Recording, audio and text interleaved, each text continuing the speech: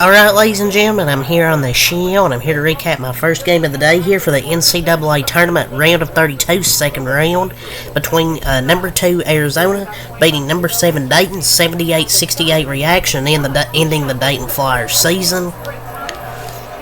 You know, I thought Arizona really outplayed Dayton the first bit when it got to 30-16, but then the momentum really started to change for the Dayton Flyers.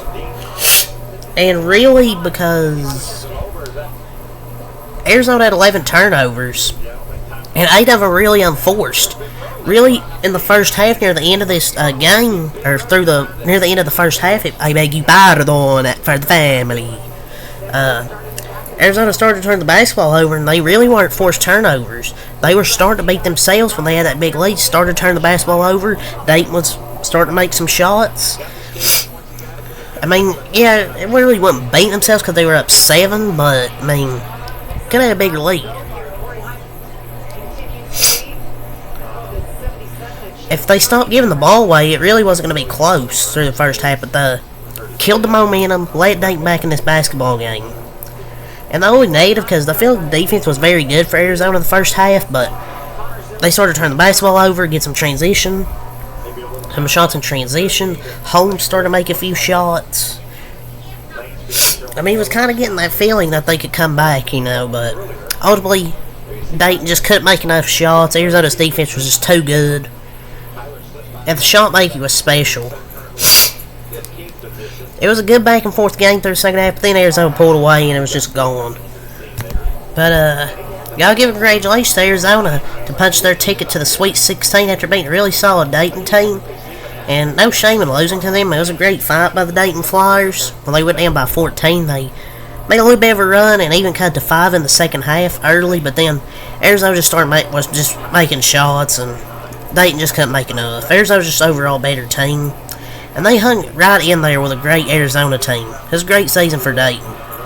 Just too much defense from Arizona to come back from that big deficit. Even when they got to 5, I still felt good about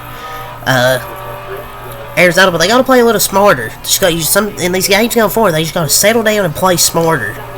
Because Dayton ended that half on a 10-0 run, and Arizona had 4 turnovers the last 2 minutes and finished with 11 in the half. Just too many careless plays, and they became rattled. Despite having that double-digit lead, they just became rattled.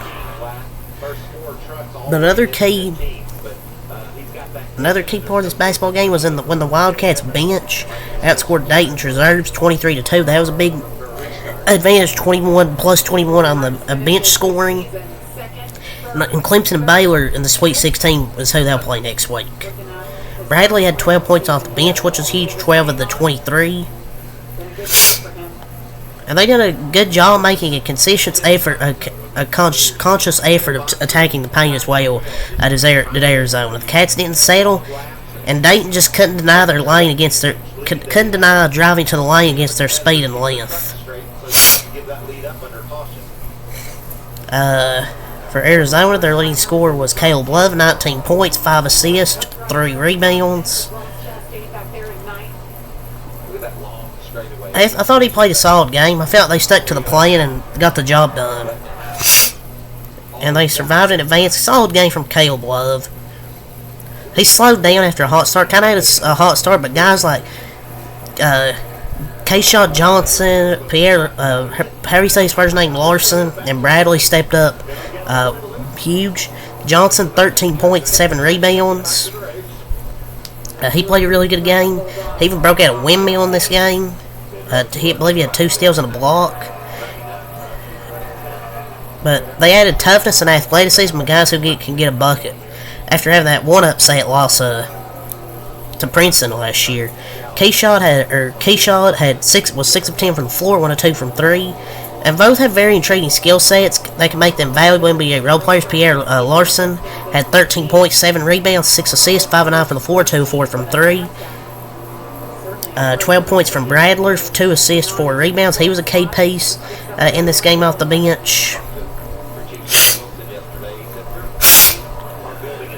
Excuse me, still just a little bit under the weather, folks. Krivos, 4 points, 4 rebounds. KJ Lewis, 7 points, 2 assists, 3 rebounds. So like I said, it's just overall great team effort from Arizona. As a team, they shot 52.8% from the floor, really attacked the paint with ease, 44% from 3, 8 of 18. Both teams had 14 turnovers, but Arizona only had 3 in the second half. I thought they were excellent, taking care of the basketball in the second half. Dayton, 40% from the floor, 29 from 3, only 7 of 24. But out rebounded by 6. Just not enough offense, really. Arizona just really pulled away the last few minutes.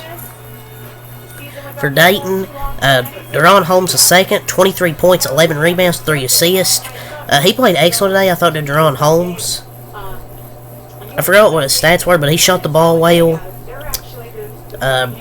Kobe Bria, 14 points, 2 assists, 4 rebounds. Kobe Elvis, 13 points, 2 rebounds. Eno Cheeks, 10 points, but just really nothing from their reserves compared to Arizona, who got more from their reserves with Bradley Lewis with a combined 19 points, and then Krivos with 4 points. Boswell, 2 points, really didn't play well. Got to play better, does Boswell. I mean, I think he suffered an injury, possibly.